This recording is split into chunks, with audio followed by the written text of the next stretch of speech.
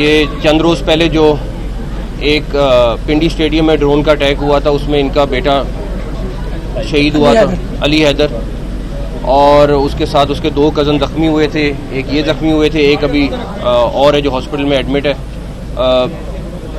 یہ خود بھی مزدوری کرتے ہیں. وہ بچہ بھی وہاں پہ چپس وغیرہ بیچنے کے لیے وہاں پہ گیا تھا، مزدوری کرنے گیا تھا. اور یہ ان کی 8 بیٹیاں اور ایک ہی بیٹا تھا جو شہید ہو گیا. اللہ تعالیٰ ان کو صبر دے، جو بھی پاسبل کہ والدہ کو صبر دے، کہ والد کو صبر دے، اور جو بھی ممکن ہے میں نے ان کے ساتھ بات کی، انشاءاللہ تعالی ہم ان کے ساتھ کریں گے، ساتھ کھڑے ہوں گے، اور اللہ تعالیٰ نے چاہا تو انشاءاللہ تعالی ان کے جو چند ایک مسائل ہیں وہ بھی حل ہوں گے. لیکن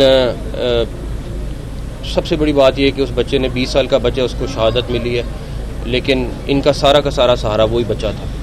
تو بس اللہ تعالیٰ ان سب کو صبر دے، اور ہم یہ نہیں کہ ابھی تھرو آؤٹ انشاءاللہ ان کے ساتھ رہیں گے. محسن صاحب یہ بتائیں کہ اس وقت پاکستان بننے کے بعد سب سے بڑی جو خوشی کے لمحات ہیں وہ پاکستان قوم کے لیے اب ہیں، کیونکہ پاک فوج نے بڑا منہ توڑ جواب دیا انڈینز کو. اس میں بہت زیادہ کاوش کی تھی پاکستان شہباز شریف اور چیف آف آرمی صاحب سید عاصم منیر صاحب، اور جو اس وقت جو وفاقی وزیر داخلہ ہیں سید محسن نقوی، ان کی بڑی ایفرٹس ہیں.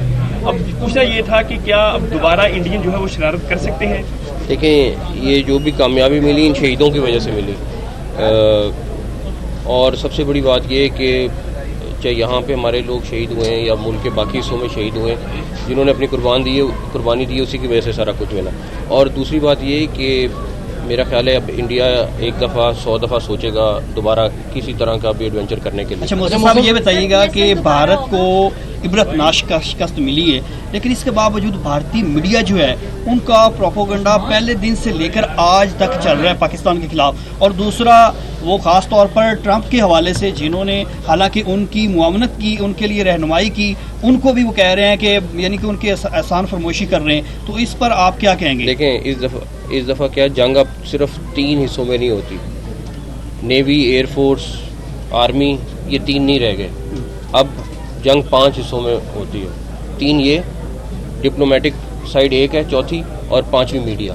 اور اللہ تعالیٰ کا شکر ہے ہم نے ان کو 5 جگہوں پہ ان کے ہرایا ہے، ان کے جس کو کہتے ہیں بری طرح ہرایا ہے. تو موسم یہ بتائیے کہ جو انٹرنیشنل بارڈر پہ تو جس طرح دھلائی انڈیا کی ہوئی ہے وہ انٹرنیشنل میڈیا نے بھی دکھایا، سب نے دکھایا، لیکن دوسرے جو فرنٹ پہ انڈین پراکسیز جس طرح پاکستان کے اندر وارداتیں کر رہی ہیں، اب پشاور میں بلاسٹ ہوا ہے، اس طرح سے بلوچستان میں بھی جو BLA کام کر رہی ہے، ان کے خلاف اب گورنمنٹ کیا سوچ رہی ہے؟ اس کے خلاف ان کو بھی اسی طرح شکست ہوگی. دہشت گردی کا پاکستان کو سامنا، اور اس کے ساتھ ساتھ ڈیجیٹل دہشت گردی کا سامنا ہے.